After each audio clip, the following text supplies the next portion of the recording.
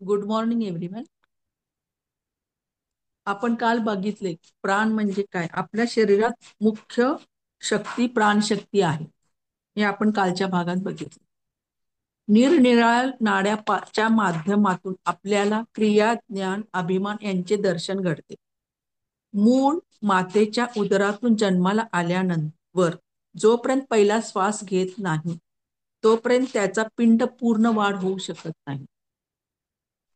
वैद्यकीय शास्त्रानुसार जन्मकाळी मेडुला नावाच्या मेंदूवर भागात जो मज्जारज्जूंच्या वर असतो, निद्रिस्त अवस्थेत असतो प्राणवायू.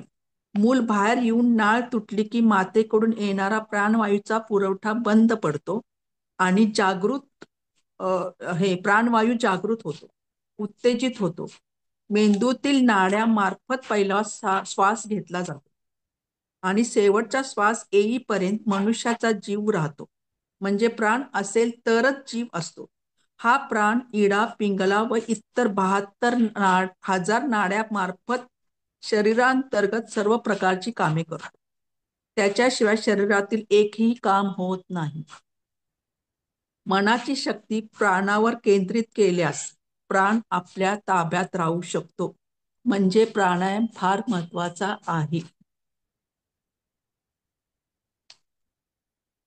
गर्भावस्थेतील मूल प्राण ब्रह्मरंध्रात स्थित असल्यामुळे सोहम नादात मग्न असतो. ब्रह्मरंध्रातून जन्मवेळी इडा पिंगला मार्फत प्राण कुंडलिनीत येतो व पिंडाला बाहेरच्या जगाचे ज्ञान होऊ लागते. त्या वेळेपासून ती बहिर्मुख होते. इंद्रियाद्वारे सर्व प्रकारचे सुख व ज्ञान मिळवण्यात मग्न होते. मूल जेव्हा बाहेर येते तेव्हा कोहमचा गजर करते आणि मूळ स्थितीच्या मुलाला विस्मृती होते. अशामुळे सोहम जाऊन कोहमचा मूल आपल्या सुख समाधानाकडे बघू लागते.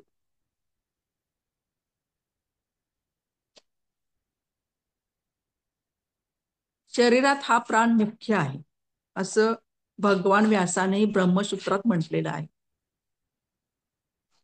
शिवस्वरोदयात देवी पार्वतीने भगवान शिवास एक प्रश्न केला होता की देव महादेव या संसार सागरातून तरुण जाण्यास सहाय्य करणारे व सर्व कार्य सिद्धी करणारे असे कोणते साधन आहे.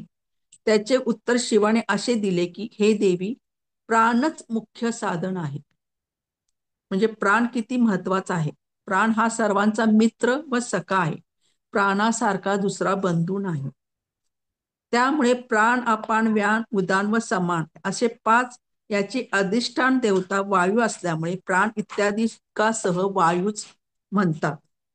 मनुष्याच्या नाभिस्थानाजवळ मूलकंद आहे. तेथून 72,000 नाड्या निघून सर्व देहात व्यवस्थित पसरल्या जातात. त्याचप्रमाणे कुंडलिनी शक्ती आपल्या नाभीजवळ सर्पाकार वृत्तीने बसलेली असते. तिच्यावर 10 आणि तिच्या खाली 10 अशा मुख्य नाड्या आहेत व दोन आडव्या नाड्या गेल्या. त्याप्रमाणे मुख्य 24 नाड्या झाल्या. म्हणजे 72,000 नाड्यापैकी 24 नाड्या अगदी महत्वाच्या आहेत. त्यात 10 वाहक आहेत.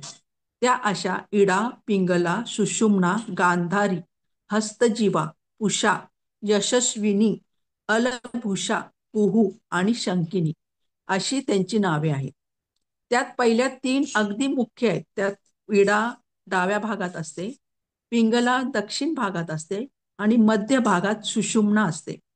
ती आपल्या टाळूच्या वर भेद करून ब्रह्मरंध्रात म्हणजे आपल्या क्राउन चक्रामध्ये पोचते.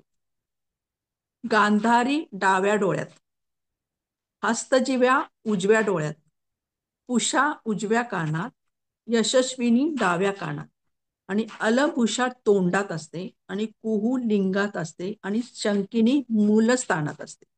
याप्रमाणे शरीराच्या द्वाराचा आश्रय घेऊन या 10 नाड्या आहेत. त्यात इडा, पिंगला व सुषुम्ना ह्या प्राण मार्गाचा आश्रय करून राहिल्या आहेत. म्हणजे मुख्य नाड्या ह्या 3 आहेत. ते प्राण वर सांगितल्याप्रमाणे प्राण, अपान, व्यान, उदान व समान असे 5 आहेत. तसेच 5 उपप्राणही आहेत.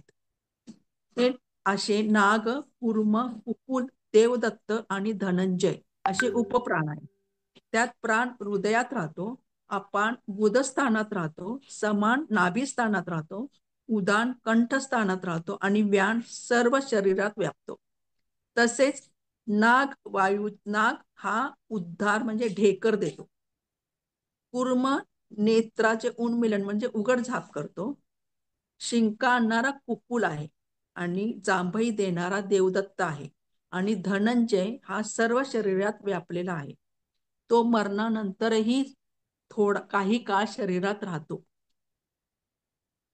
आपण आता मग इडा, पिंगला आणि सुषुम्ना हे सोमवारच्या भागात अगदी विस्तृत रीतीने या तिन्हीचा अभ्यास करूया. थँक्यू.